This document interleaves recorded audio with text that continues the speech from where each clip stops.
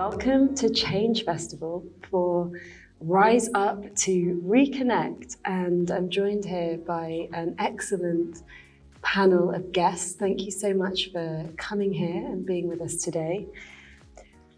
The first question that we're going to explore is a time when you've helped reconnect something that has become disconnected or forgotten, and what has happened as a result.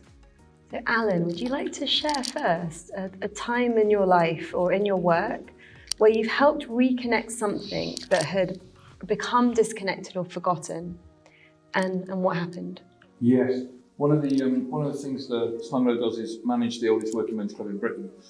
So working men's clubs were formed in the Victorian times, and they were originally community centres owned by the members, owned by the community. So in order to own a part of the club, you pay a £6 membership fee, and then that's you, and you top that up every year. So this thing's been around since 1877, and it's had thousands of owners, and yet this thing has worked for the betterment of all of those people. And when it started, it was a lecture hall and a games room. So it's based on the importance of education and educational nourishment for people who wouldn't otherwise experience it. And very problematically through the 20th century, they became pubs. And so now they're known as places that you go to play bingo and listen to singing. But actually where it started from was, it says right at the first line of its constitution, it is for the spiritual and social health of everybody. And what an amazing thing to have a building in the middle of a community that isn't an act of municipal. It's not a contract by the council. It's actually something that everybody owns, and that's incredibly difficult because there are 432 members of the Holbeck, and they don't agree on anything, and we have to move forward. So I would not call it a working men's club. It's profoundly problematic as a sentence, but the members want to call it a working men's club because they're the oldest one, and they're not the oldest social club, so they don't want to lose that. And actually that negotiation as a community to say, but it's a really difficult phrase, and some people are saying, well, we don't care about your difficultness. That stuff there is the real marrow of, I think, a strength that this club isn't reliant on me being dynamic, isn't reliant on Slung being generous or kind or any of those things. It will outlast all of that. And when we took over as managers a few years ago, it was in decline. The smoking ban and people don't drink in the same way meant that nobody really wants to go and sit and spend £3.50 on a pint of lager in this community. And we, if you're one of the members who loves bingo, then you think that we transformed this into something new, but we know we didn't. We know we just took it back to what it was in 1877. We just missed out the problematic bit where it became a pub. It's still a pub. You can still buy a pint of beer there if you want for £2.80, but it's something else. So when COVID came along, for it to become a food bank, everyone said, innovation! And I was like, it's not innovation at all, it's reconnection. It's looking back, it's not looking forward. That in an age where we're constantly looking, I mean, in theatre, we're incredibly guilty of this, where we're always looking for the new thing, and you're like, well, kind of lots of what we've been doing has worked a lot. You know, people want to hear stories in their own community. They don't want to necessarily catch a train to London. A lot of the most progressive things that are happening in my sector and my community they're not ancient, but they're historical. And so I suppose that would be my answer to your question is we reconnected to a time when people felt like members of our community could be trusted to own something together. And it is the only thing I can think of that's still like that.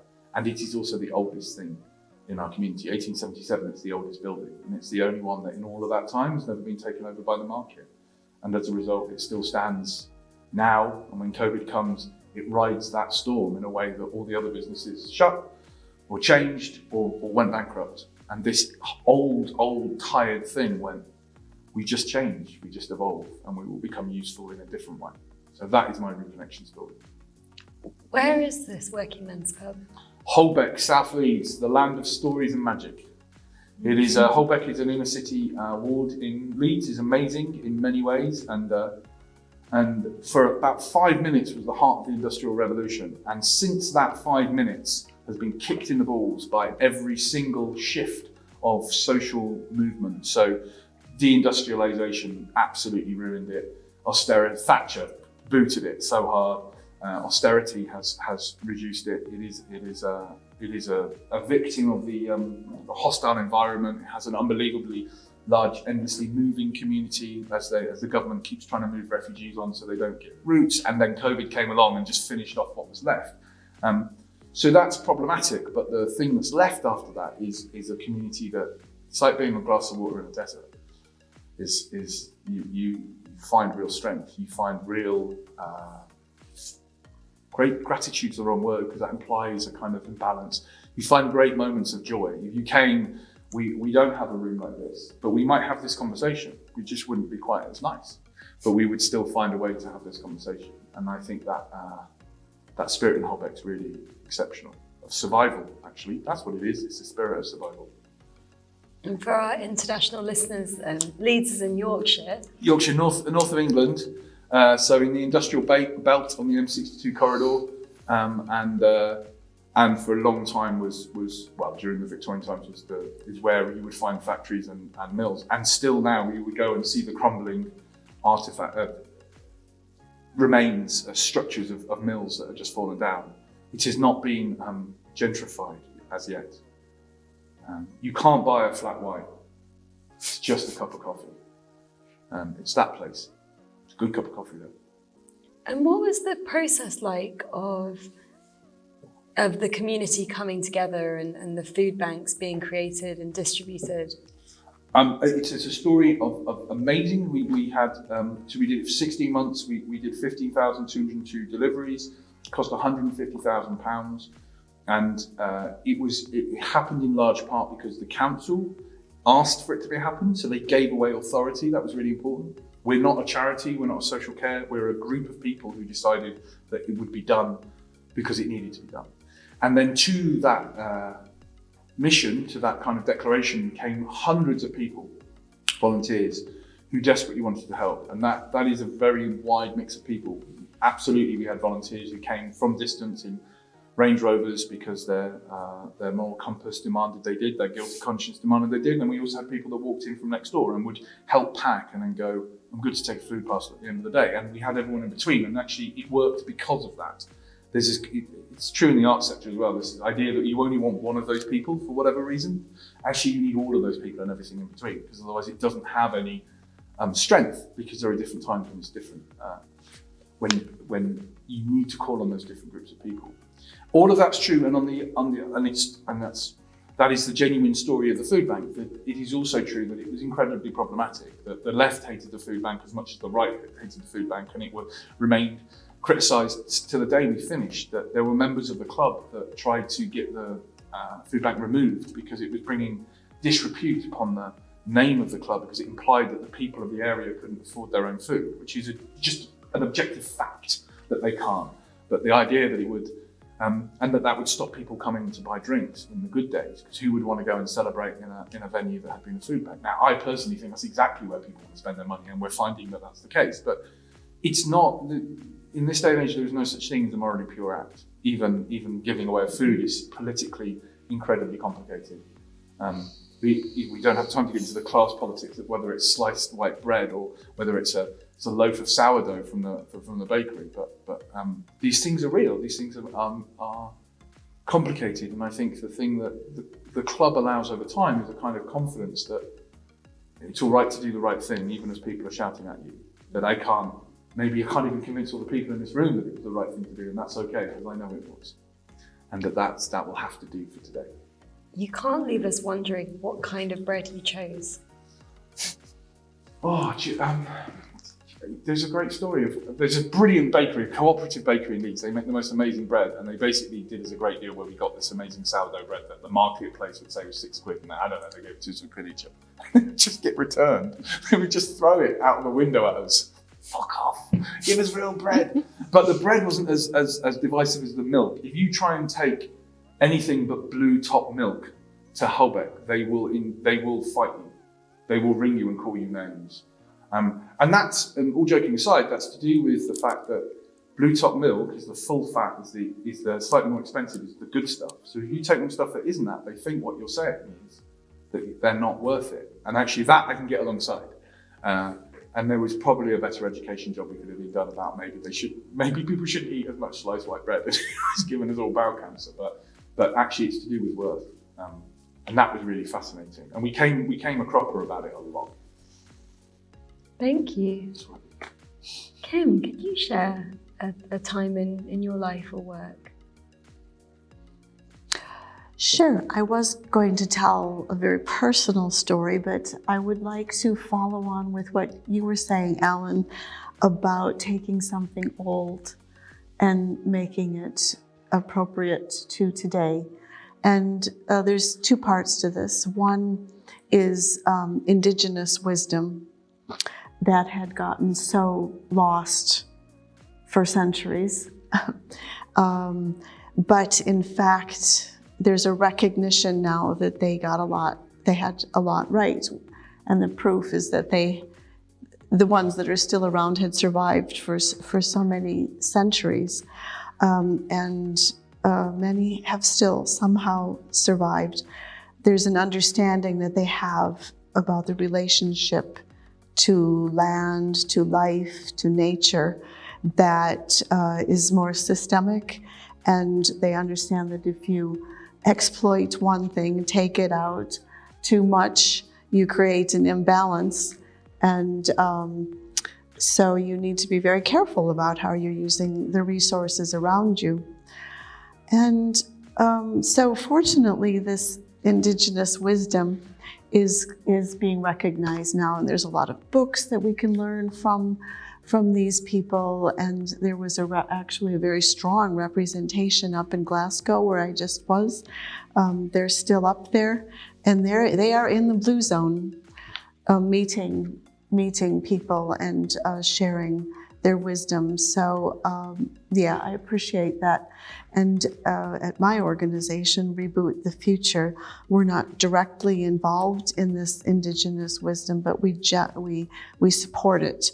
And one of the principles that indigenous people have is about community, caring about their community more than their own ego.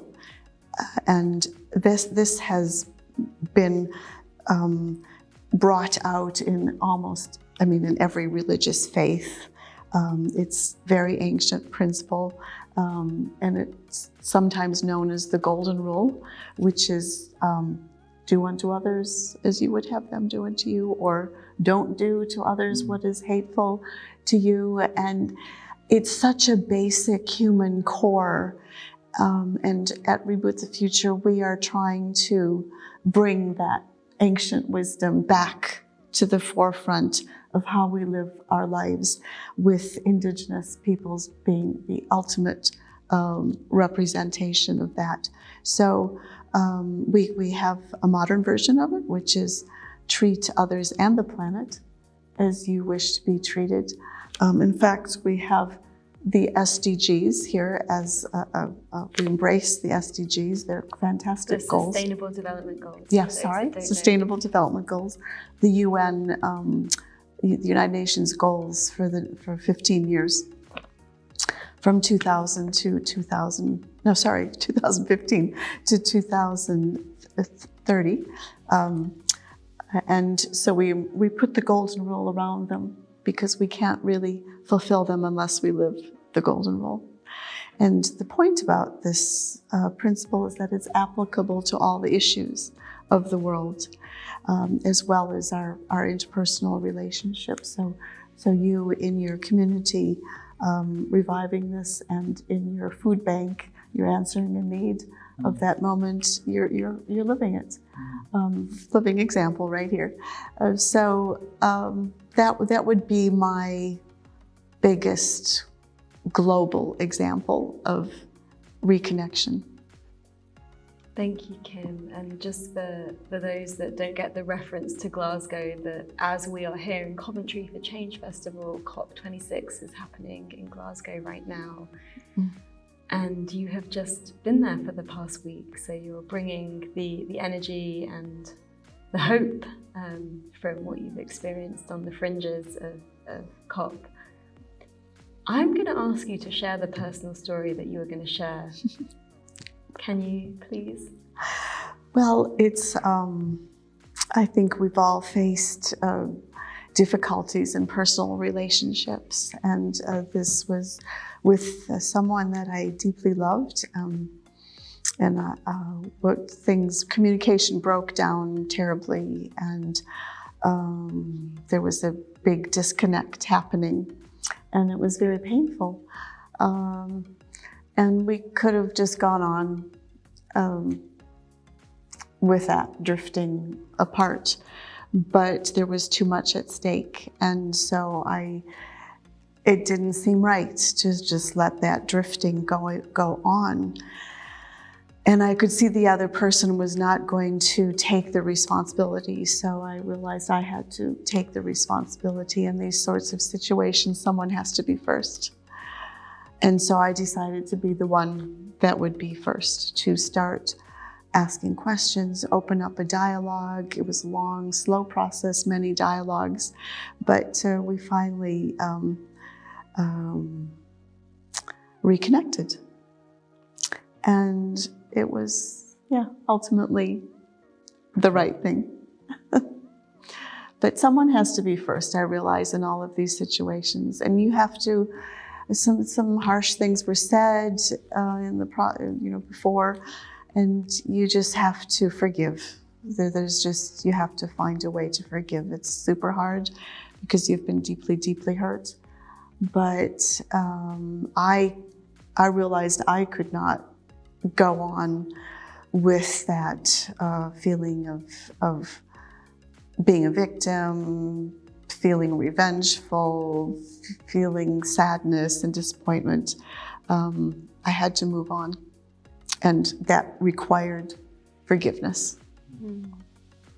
Thank you for that potent reminder. I feel like that's something that everyone can connect with, because we've all been, or perhaps are, in situations where it goes quiet in a relationship because both people have been hurt and nobody knows how to move forward. And to be that person that forgives, that picks up the phone or turns up and says, yeah, let's move past this now because it's more important, and opens up that path of reconnection. Yes, you can never forget, but you can forgive. Yeah, and otherwise it can just go on for years, right? These things, and then yeah, I mean, I've seen other cases where it has. You think, come on, guys, just get over it. So, yeah, somebody has to be first. Which feels apt on a bigger scale as well as in personal relationships, that with all of the disconnect that we might see in our communities, just like in Alan's example, somebody has to say, okay, we'll do it and we'll make this happen. I've just read a beautiful book by Bernadette Russell called something like How to Feel Hopeful. It's a super, super practical book, but it's about stepping up in whatever way you can, whether it's a small way or a big way, to find that situation that needs help, and you can be the one to do it. It's a very good book. Loads of ways of getting involved. Hannah, you've been here patiently, quiet and listening. Can you share with us a time for you where you initiated a reconnection? Yeah, sure. So I'm a researcher and I'm a social anthropologist. And I think the main way that I'm practicing reconnection at the moment is through my research. So for those of you that don't know what social anthropology is, because it is quite a small discipline, it's basically the study of people and the communities and the cultures that we create. And I think because of that, quite early on in anthropology as a discipline, there's been a realization that there's no such thing as objective research. You can't go out and study a group of people that you're working with and say that your impression of what you experienced is kind of the truth about the situation.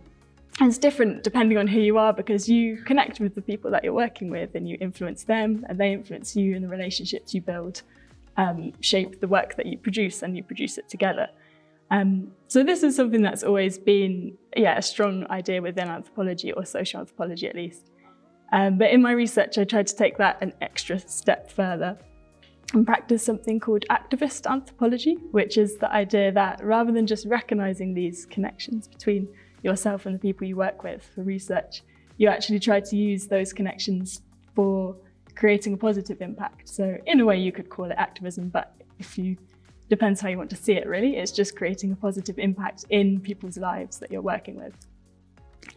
So it's something that I'm studying climate activism, so there's a kind of direct way that I do that through my research. But recently I've been involved in a research team studying eco-anxiety, which is a kind of term that's arisen recently in the media, but it's essentially this idea of fear and dread that comes from experiences of the climate breakdown.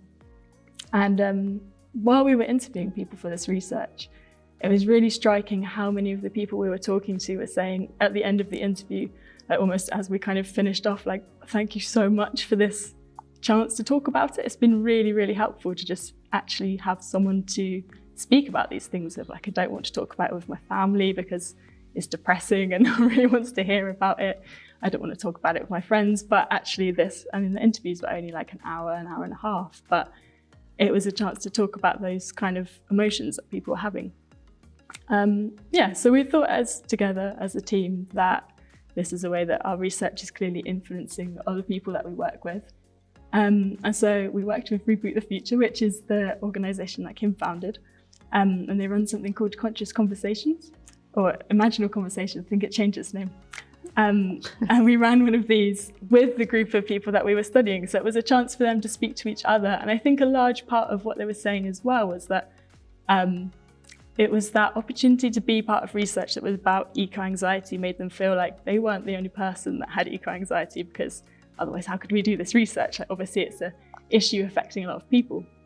And the conversation that Reboot run is kind of focusing on helping people to reconnect with their values and reconnect with things that are important to them and speak about these things with other people. So running one of these conversations with our research participants was a really nice way to help the people that we were working with, but also to get really useful research insight. And I think what's important about that is that these things aren't separate. Like, academia isn't something that should be kind of separate and up in this ivory tower where it's just for academics and a very small elite, like highly educated elite, and everyone else, all the normal people, don't get to know about it. It shouldn't be like this. Like, if you're learning about something and that insight is useful, it should be presented in a way that anyone can understand, and it should be used to help people.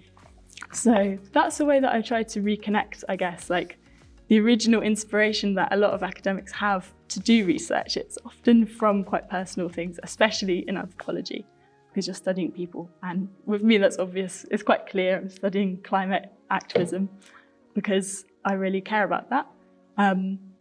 But it's trying to reconnect also your personal reasons for doing the research with the kind of impacts that you have from that research.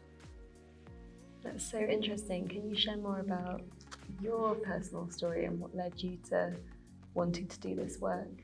Yeah, so I think how it started for me was actually through my experience of being involved in climate activism. I've been involved in various different types of activism, and I'd been involved in working on environmental issues with various different charities. But it was when Extinction Rebellion, the climate activist movement, when I first found out about them and got involved, that really had a big impact on me. And I was living in London at the time, and there was a 2-week-long Extinction Rebellion protest happening in London. And I hadn't heard about it, but actually the person I was living with was going to it, and so I kind of looked it up on the internet, and I was really excited to see how direct the demands were. It was quite, they were really saying, like, they were quite, I guess you could say, extreme or radical, in a sense that they were asking for like real fundamental change in the way that our society is structured. They were clear that it was about systemic change. So I went along to see what it was like. And I think it was the fact that there were so many people there and that they weren't just there for a few hours, like a normal protest might last for a few hours, people do a march and then it's over. They were there for 2 weeks, blocking roads across London. And for the first time, I felt like I kind of regained a sense of hope that I suppose maybe I had as a kid, perhaps, where it kind of disintegrated as you learn more about the world and you realise that actually things are a lot more corrupt than you thought, and the world isn't at all fair, and there's all these different problems with it. But being part of that community and realising that actually there's loads of other people that really want to address this issue and they're willing to go quite extreme lengths to get their voices heard and to spread a message. Like people were sitting in the road for like days on end, people were willing to face arrest. Yeah, being part of that was really inspiring, and it kind of made me think about it. It empowered me to make a lot of changes in my life that before I'd felt were kind of maybe a little bit pointless, like as if I was the only person doing it, would it really be worth me making these dramatic lifestyle changes? But when you feel like you're part of a group of people, you're not the only one making those changes, you're adding those changes to this huge community. So it really changed those things for me and kind of enabled me to make a difference. And that's what made me want to go and study that for my PhD as well, to think about how can we make that change even more powerful within activism and use anthropology as a way to understand that. What were some of those changes that you made? I guess kind of classic things, like I try to be vegan, but I'm not always vegan. But again, I think that's something that you shouldn't have to be completely vegan or completely vegetarian. You can just do your best at it, and the pressure puts people off.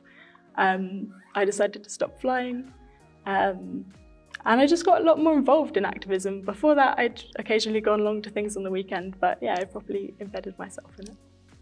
And are you still very connected to Extinction Rebellion now? Yeah, so part of the practice of my research as well is to work with the community that I'm studying. My research is on Extinction Rebellion activism. So I'm studying that this year through engaging in activism and kind of experiencing it through my engagement with it. So it's called participant observation, when you go into a community of people and you learn about it not by kind of watching from the outsides and like writing notes, but actually partaking in everything that they do, kind of trying to live in the same way that they do in order to understand it and kind of, yeah, really get to know people. So yeah, I've been quite involved. Thank you. I'm curious what each of you feel needs the most reconnection in the world right now in terms of issues, and why that particular issue speaks to you, and what radical reconnection might look and feel like. Yes, I can answer. Please do, Ken. I think the most important thing that needs to happen is that everybody connects to their core values. I happen to believe that all humans share a common set of values, and there are a lot of researchers who have gone around the world, done a lot of surveys. We all want to be trusted. We all want to be respected. We all want to have dignified lives. We all appreciate generosity. We actually like to be generous. All these kinds of things are common core values. But in life's daily challenges, we forget about them. And we're actually trained in our educational system to love to compete and be our best, which is good, but sometimes it's at the cost of connection to others and caring about others. It becomes very egotistical if taken too far. There's 3 areas that I was thinking about that really influence this lack of tuning into our core values. And one is politics.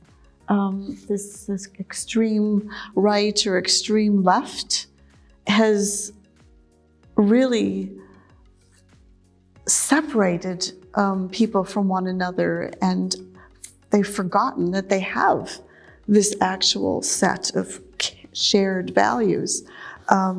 So how do we get rid of the extremes and help people find. I mean, it used to be in the United States, I'm American by birth, that Republicans and Democrats both cared about the environment.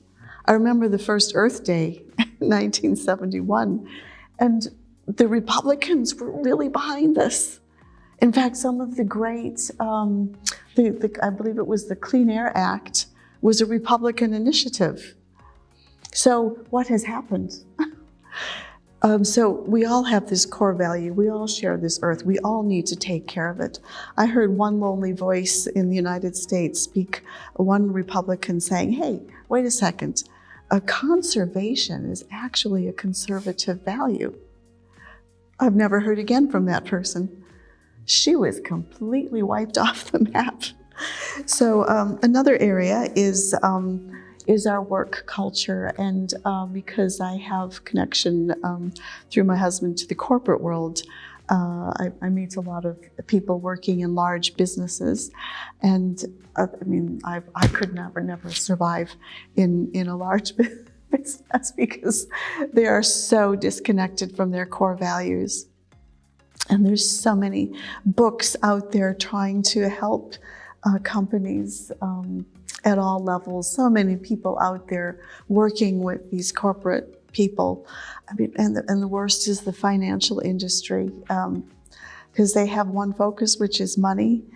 But this is disintegrating now because people are realizing they need to tune into their hearts in order to be happy and in their lives. So there's a lot of work going on in that, but it's not enough yet. And then the third area is social media. I don't go on social media, but it seems as if there's just a huge pressure that is put on people with this whole like-dislike system, and young people are so sensitive to it, and we know that girls, adolescent girls, face so many issues about self-esteem, and you're liked or disliked on such superficial qualities rather than who you are as a person. So I would say those three areas there was more, but stop there. Yeah, I can go. I think what is most in need of reconnection is the idea of how we perceive, like really fundamentally, the idea of how we perceive humanity and nature in the West. And this is kind of the core of my PhD thesis, so I'll try and not go on about it too much. But essentially it's this idea that in the West, we've had this idea of humanity that at some point humanity evolved beyond the rest of nature and we became more civilized and kind of separate from nature. And distanced from it. And therefore, if you're separate from something, you're not affected by changes in it. So this was quite a convenient narrative because it allowed humanity to, or certain parts of humanity, to exploit nature because it wouldn't touch us, we were disconnected from it, and it wasn't part of us, and we were superior to it, so therefore we deserved to take what we wanted. And this is an idea that isn't just, unfortunately, like something that affects the environment, but it's also a social justice issue because that whole idea of a humanity separate from nature is the same justification that was used for colonialism and is still used. This idea that certain people are more evolved and therefore deserve to go and treat other people and exploit them who are less evolved. And the idea was that this was justified as like, oh, we're helping these people to, become more civilized in quotation marks.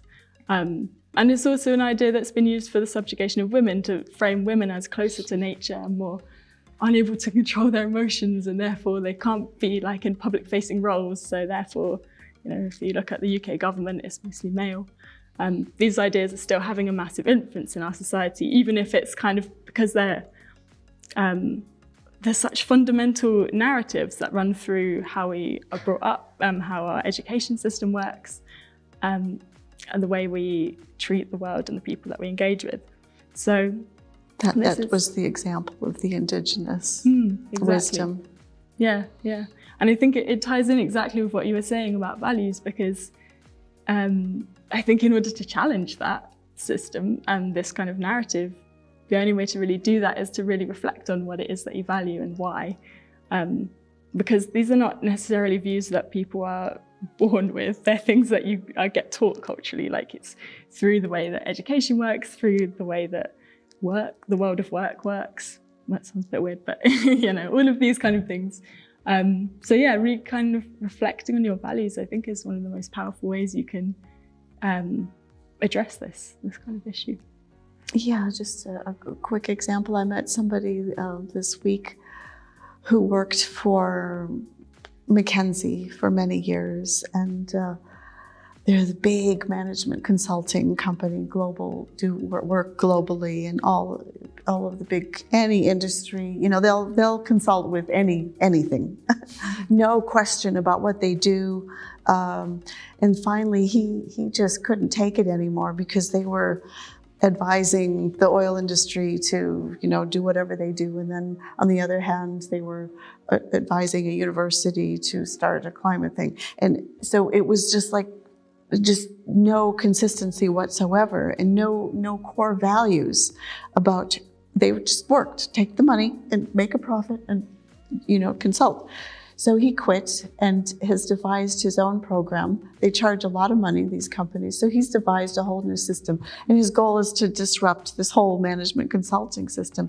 And he told me that people are leaving Accenture and McKinsey and these Deloitte by the droves, it was his word, because there's no relationship to their core values. So it's happening, but it's a difficult process. It takes courage. It takes a lot of courage. Empathy. I think that's the heart of all of this. Empathy is imagination in action. And we have diminished imagination and creativity for a very long time, in large part because the market doesn't need it very much. We only need a few famous artists to buy their things. We don't need lots. We don't need everyone to have creativity, because it makes them easier to work in chicken farms or whatever we're making them do this with. So I think the key to all of this, and I agree with all that, like our civic discourse is horrendous, and it's not just on social media, it's just horrendous. And in order to change that, we need to imagine what the person who I disagree with, why they would possibly be disagreeing with me. And in order for that to happen, I have to empathize. I have to understand why she disagrees with me. And if we don't get that, we'll just continue to shout louder and louder, and in the end, the people with the loudest voices will win, and they're nearly always some of the most stupidest men. So empathy, I think, imagination and action. That's my answer. Thank you. There's a recurring theme around our education system and our culture of, our education system based on a colonial capitalist model to train us to be a certain way. And also it feels important to bring into a conversation about reconnection, spirituality, or a sense of connecting to something bigger than oneself.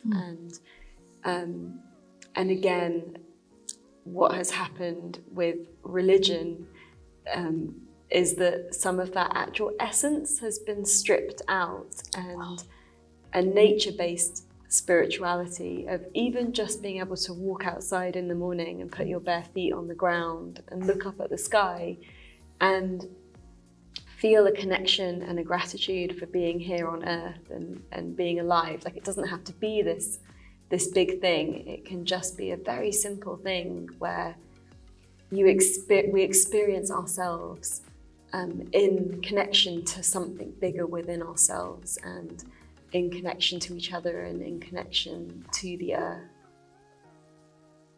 Yeah, I think that's that idea of like almost a spiritual practice, but without necessarily the religious aspect of it, is really interesting. And I think that's almost what drew me to activism as well, because it provides that sense of, in many ways, it provides a lot of the things that religion traditionally provided. It provides you with a community, with support, with a kind of group of people with shared ideas. But often, I mean, actually you get religious activism too, but it's often not religious in the environmental context. And I think that idea of reconnection as well is something that has been like a consistent theme, especially when I was talking to people with eco-anxiety, and they were saying the things that they found that were helpful for them, similar to me, was engaging with other groups of people and finding other people that shared their views, but also spending time in nature. That's something that it's that part of feeling that you're part of something bigger, that you're not just you alone trying to do something, and actually you're not solely responsible either. But you wouldn't be able to change anything just by yourself, but because you're part of something bigger, you're able to change things together. Thank you. I want to open it up to our audience, but there's a really beautiful sign on the wall here that says, "There is no audience, everything is real," which we've been walking past every day here at Change Festival. Are there any questions? We've got time for one or two. If anyone has a question around reconnection that they'd like to ask. Holly, do you have a question by any chance? Holly? Dion, do you have a question? Dion is lost. Can you ask your question? It needs to also go into my mic, doesn't it? No, it needs to go into that one. That's what I'm thinking. Yeah. Okay, I'll come close. Oh, sorry, a little bit. Forgot the dangly bit. Okay.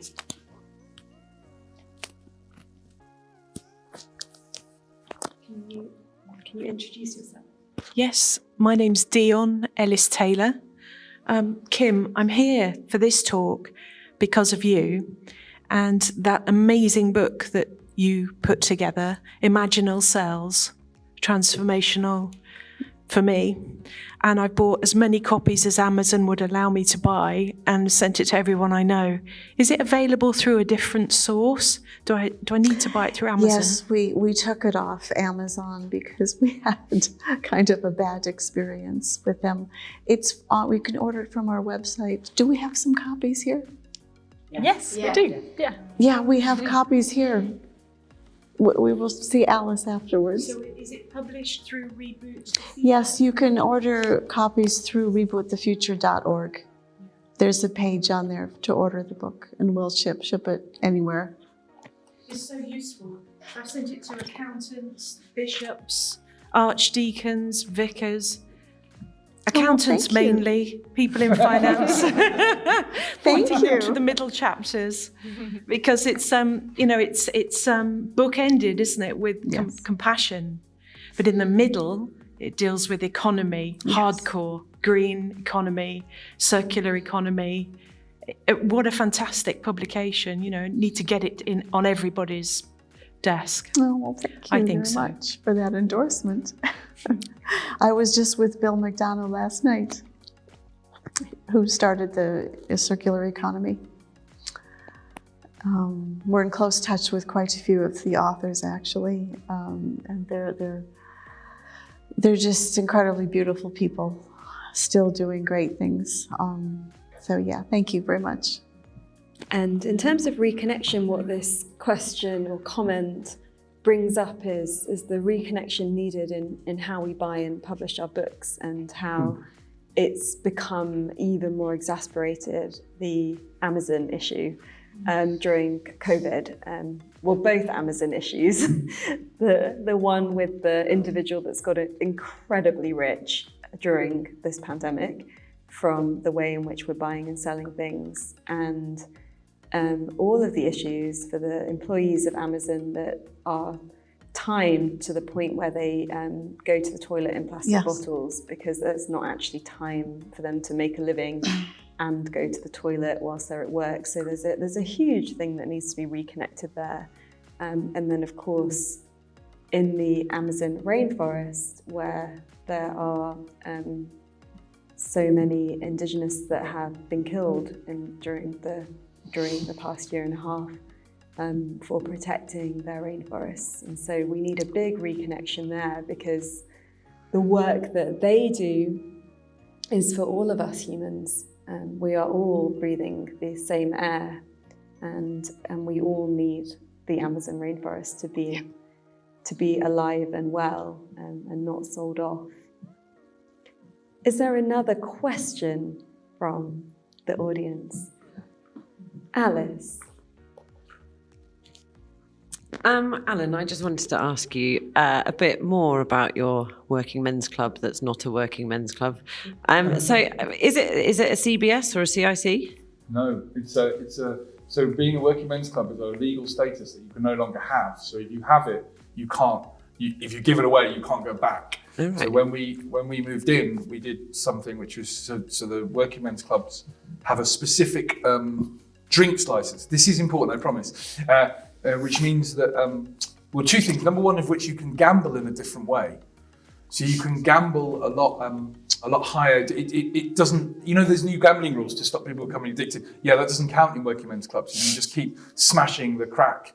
And then the other thing is that you have to know who's in the building, which is where the membership comes from. So in working men's club, say we were all members here. In the old days, you wouldn't all be members because you were all women, so you're definitely not allowed. That's the beginning of the problems. But so say you were all my guests, I would have to sign you all in. And that meant that it was really easy to stop different types of people coming into the club. So the club we inherited still almost had that system. So we changed the pub license, with the drinks license to be a pub. So actually it's protected in law. If you wanted to come into the club, you have to be allowed. It's the law. If not, you could sue the club and you could own the club because it didn't have much money. So these legal things are really important because it meant that we're still open. We're still owned by the members, and it's really important we serve everybody. But that everyone has to include all of us. And so we did a little naughty thing there with the license, which meant that the first week when we first took over, it was like, she can't come in. She's not. I was like, actually, not only can she, there's a legal imperative for you to welcome her, lest you get your bottom smacked. And so these things were important. So the working men's clubs are a legal status that you can no longer get, but it gives you some privileges in law and allows you to circumvent some of the protections that we put in place for protected characteristics and also gambling and stuff like that. So we're a pub that has never rescinded its working men's club. So the idea is when we leave, they could go back to being a working men's club. There are reasons why we would never leave, but I see. And then, so does it just work financially through the things that you sell? No. Do you get grants from places? So we're an entirely pay what you decide operation. The only thing that isn't pay what you decide is a beer, because we're like not idiots.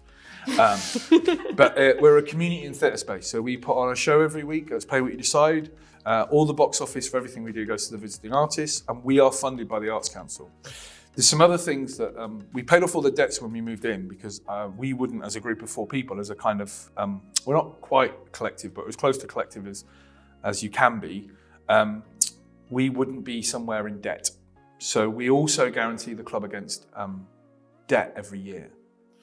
So at the end of every year, the 31st of December, we settle all their debts.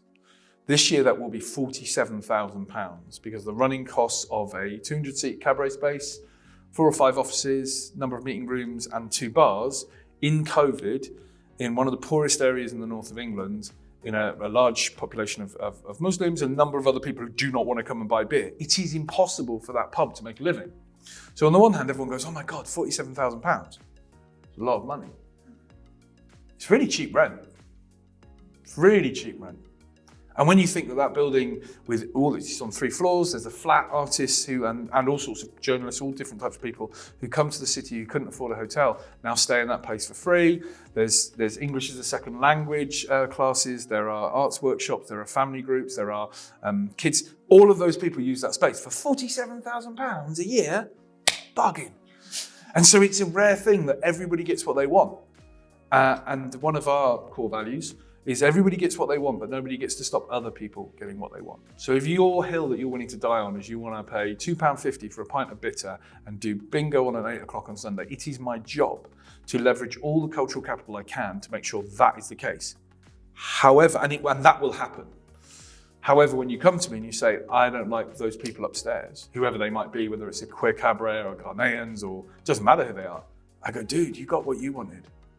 And you can keep adding to that list. It's not a one. You keep coming to me and say, but what you cannot do, what I will not take seriously is, but I don't want them to go, shh, hush cupcake, you get nothing.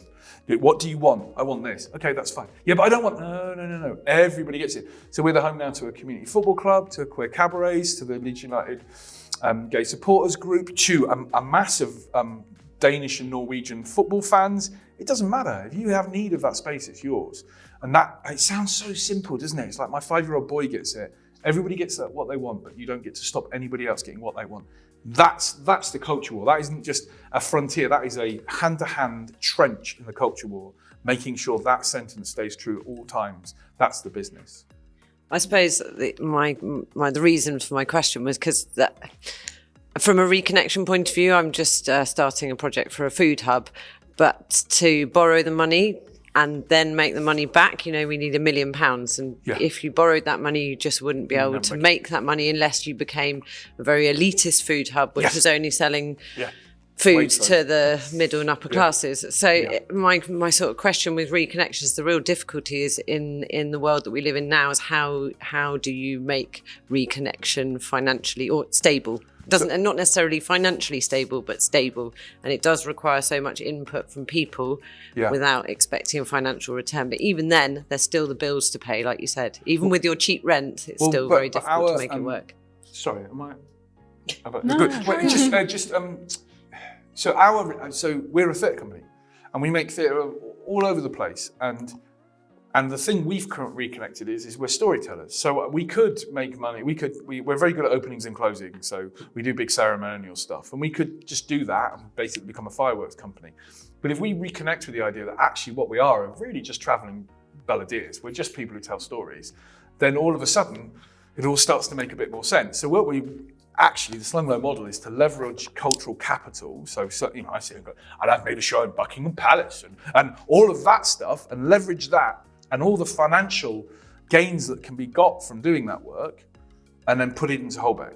So for example, we have a company wage, we all get paid the same. We've worked with Patrick Stewart, he got paid the same, I get paid the same as any single person who works for Slung, and it's the average wage of the nation. So the people in Holbeck think, it's 30 grand. So I get 30 grand to run a pub, and they're like, oh my God, that lad's a duke. I don't know another artistic director in this country who has a full-time job operating at the level we operate on £30,000. And that disconnection there is a knife fight in a trench in the culture war.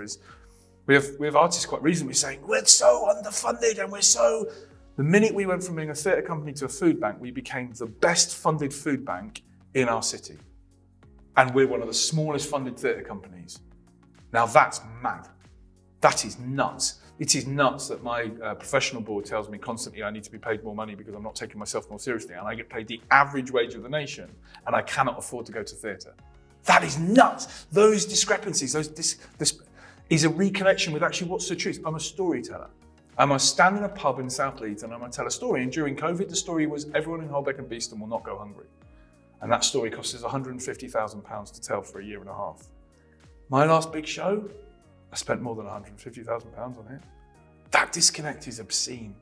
That disconnect, and for us as a group of little Ewoks, trying to basically get away with it, we can drive a very environmentally unfriendly juggernaut right through the middle of that.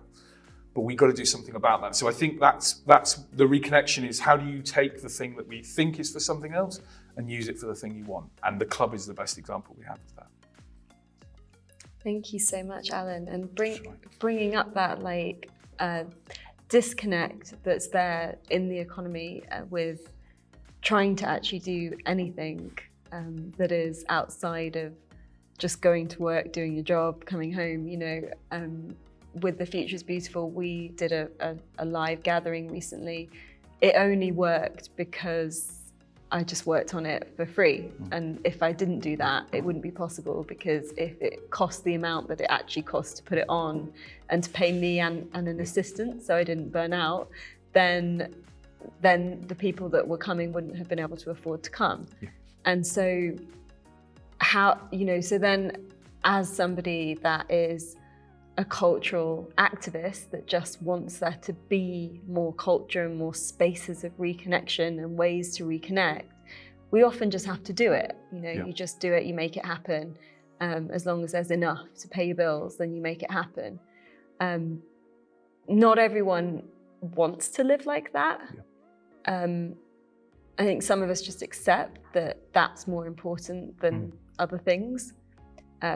Like a pension, I've got to think about that there at some point. Don't say pension, you give me chest pain when you say pension. Whoa, it's okay. It's okay, I'll breathe, it's okay. So I'm back in the room. Well, yeah, my father died last year. He was always on at me about like a pension. I'm like, well, I'm still just working out how to make enough money to live now. So like, you know. He's trying to pay the bills. But then after he died, I did sort of go, oh yeah, no, what's that longer term plan? And yet I also find myself being called to what's here and what's present, and the work that's needed to be done. And so, yeah, it's an interesting aspect around all of these things, because activism and culture and bringing people together, events, all of this costs money. And more of it's being cut in terms of government funding.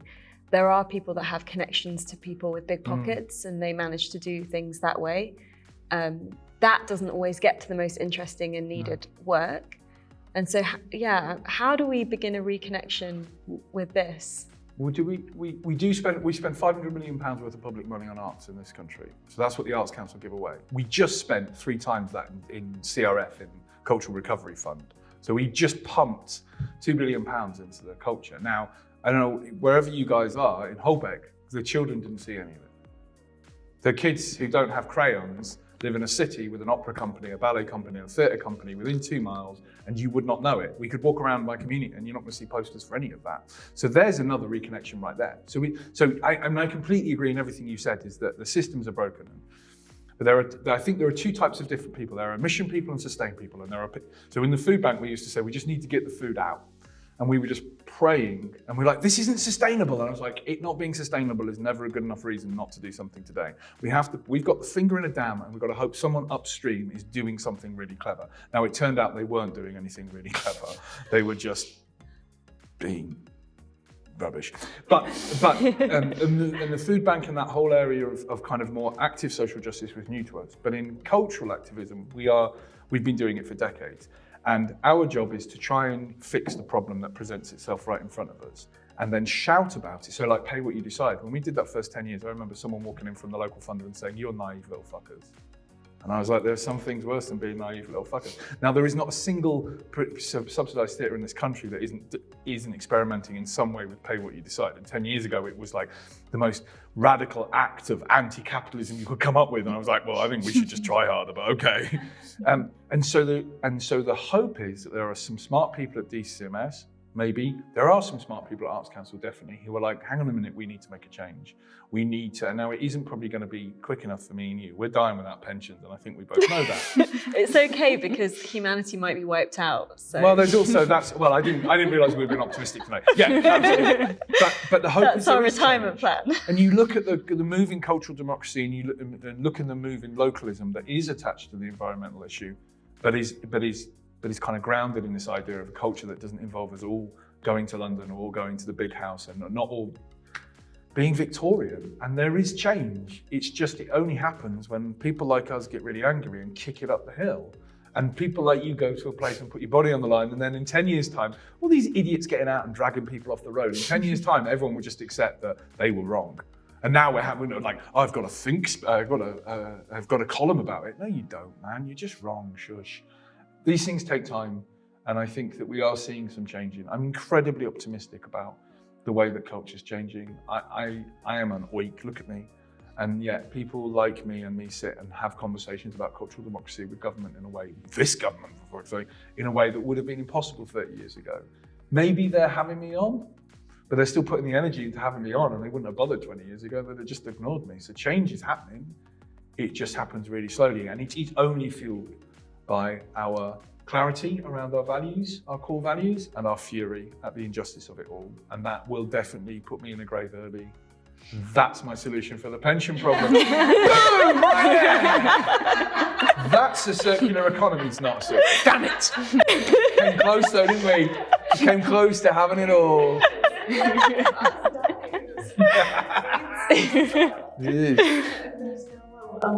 Just system of entombments that actually decomposes your body and puts you back into the soil very directly. I'm going to be beautiful compost.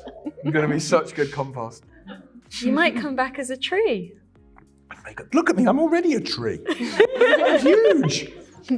See, that's not going to work in podcast, dude. Yeah. I'd like to come back as an oak. Is that okay? I'd like to put in a request. God has heard you, whatever God is. Yes! Enjoy my shade. Oh, go enjoy my shade. Yes. I would like to invite each of you to share some top tips. Let's keep dying off the list for this part of the conversation, for how we can rise up to reconnect for all our friends listening, so that they can be inspired to reconnect in their lives and in the bigger picture of the future that we're co-creating. And I would like for you to share also how people can connect with you, so relevant websites and social media, so that the conversation can be continued. Kim, you look ready. You're ready. You're ready. How to reconnect? I think, just be the first person to go find someone else. And as Hannah was saying, at Reboot the Future, we have this series of imaginal conversations.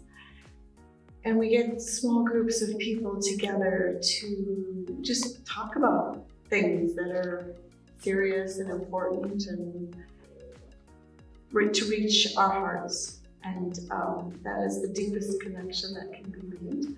And we've developed actually a system with the magical hands from M&S to do some conversations with their loyalty customers. And it's very interesting because we have these cards and you pick out these questions. They're about climate, about fashion, about food, just to get to increase awareness of these issues, because not everybody really understands how to think about it or how to just keep it away. I don't want to deal with it. But these questions help us learn how to deal with it. And so it's just an example of how, in a simple way, you can have conversations that are meaningful, that trigger you to think deeper, and just be the first. Reach out, find somebody to have a conversation with, or do something with. These nice lives. And what URLs would you like to share for continuing the conversation? I'm sorry? URLs, websites, social media. Oh yeah. You know. Yeah, rebootthefuture.org is the website. So I think that's the best place to kind of start from. And then, there's contact information on there, so you can just send an email, and we're all there looking at the emails, so happy to reply. Excellent. So Hannah, what's your call to action for how we can rise up to reconnect? Yeah, I've been thinking about this because I think it's really difficult. Like, we've been talking about this kind of balance between at a certain level you do need to be like financially sustainable, but also there's no point being financially sustainable if there's no future, and this can lead to this kind of tension where you end up almost just in a like state of depression, like, oh, I can't do anything, what's the point? I can't have a pension, I also can't have a future. Then it can be like really heavy and very difficult to know where to begin. But I think the idea of reconnection is something that's really helpful with this, because if you do kind of change how you see the world and you recognize that every person in the world, but also every living being and non-living things as well, are part of an ecosystem and we're all connected, then even the things that you can't change immediately or directly, like I don't know, say you want to buy like a ethical mobile phone, it's just impossible. You can't do that. Like, they don't exist. There's one that's the most ethical one that anyone has ever created, and even they said it's not ethical and it's really expensive. So, and I don't think it works yet. So there you go. But you do need to have a phone as well, so you're caught in this dilemma. But I think, yeah, with things like this, it's important to recognize that you can actually address those things, like, because everything is connected, even if you just have a conversation with somebody about the climate crisis or about a social justice issue or something, that can have like a ripple impact onto other people, and it can create like changes built from these kind of incremental small changes that build on top of each other and eventually create big change. It's not like a sudden switch that happens. So I think recognizing the importance of those small actions, as well as, like, you know, activism isn't just like sitting in the road and gluing yourself to things. It's also talking to people, like if it's even in your family or like friends that you know, or just trying to open up conversations that don't, without like kind of telling someone off or telling them that they're wrong, because that always shuts everything down. That's really unhelpful, but kind of, yeah, just making space to kind of discuss ideas, I think, is one of the most powerful things you can do. And like Kim was saying, the conversations that Reboot the Future run are really a good place for that. Like, I went to one the other week and I kind of know how they run because I had helped organize a few, but I hadn't been part of one before. And it was so inspiring. Like, I had a bit of a like rubbish week. I've been trying to look for grants for a PhD on activism, which no one wants to fund. And then just going to that and being able to talk to other people who like shared these different ideas, and people were really, yeah, they had really good values, and it was really inspiring. So I think, yeah, these kind of things can have a really strong impact on people. Did you find funding for your PhD? I'm in the process, still looking, but we'll see. Yeah.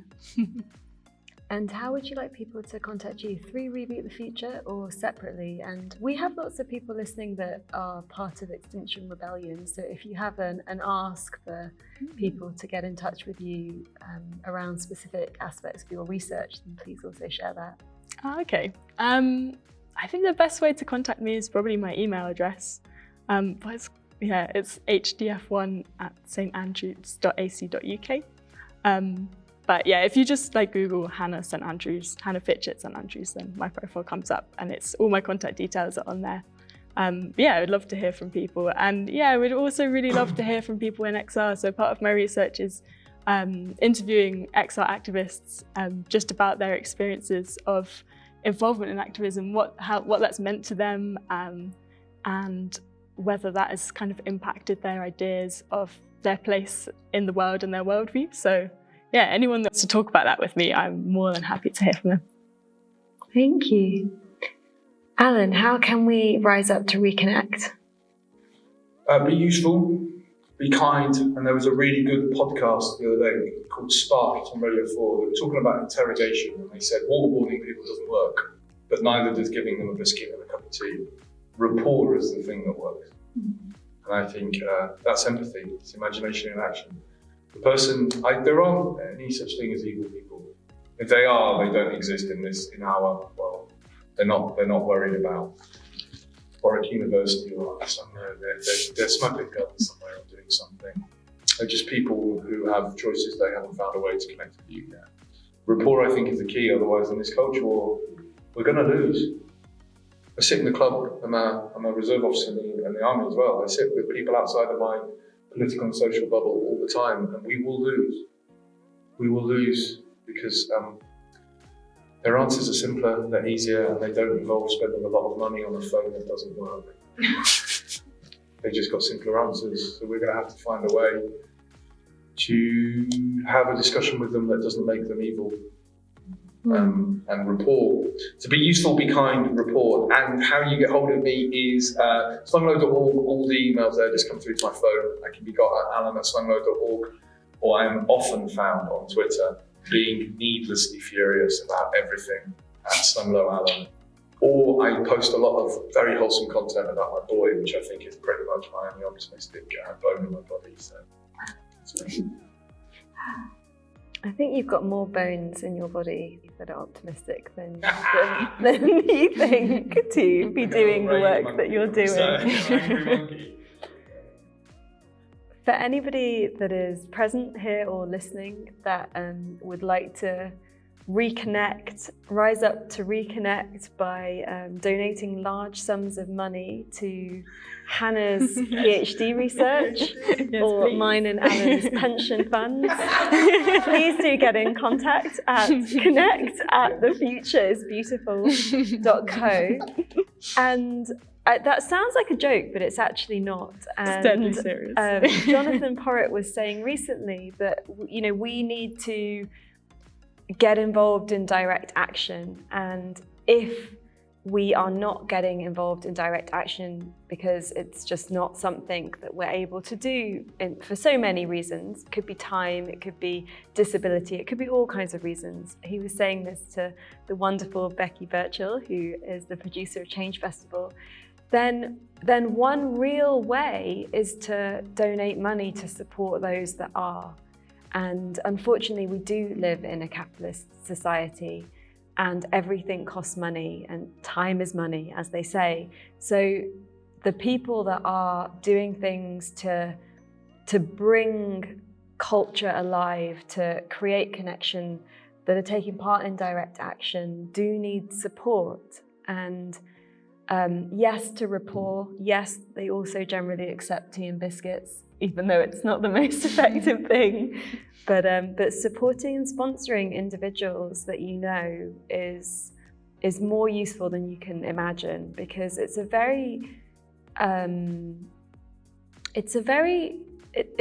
disconnect that exists very strongly in this work. And I was hosting a talk at the Weave, which was the gathering that we held at Embercombe, and Ronan Harrington was saying that often people that are doing this work, there's a disconnect in their own lives. Like maybe they don't live somewhere stable, maybe they can't afford to start a family and be able to do their work. I know that's something that comes up for me, that I can only pay my bills by working extreme hours because my work isn't that useful to capitalism. And so how would I be a mother and do that work is a question that I'm constantly asking myself when people, suggest, oh yeah, just do it. And then you're like, I don't understand how I would be able to do that. And so I share that as a personal example, but we've all got different versions of that. And in order to do this work, many people do live with a lot of like instability, and that real focus on the present in terms of what can be done, and the future in terms of big visions, but maybe not their own future in terms of the economics. And so those calls for support and funding are real and genuine, and there's so many people that you could donate to, and I know that I would be very happy to put you in touch with lots of people, as I'm sure Change Festival would, as I'm sure Hannah's got many contacts within Extinction Rebellion that need support. And I'm sure everyone, Kim and Alan, also know people that could benefit from that level of reconnection. So thank you, everybody, for coming here, for being part of this, for listening, for your questions. And let's rise up to reconnect. Thank you.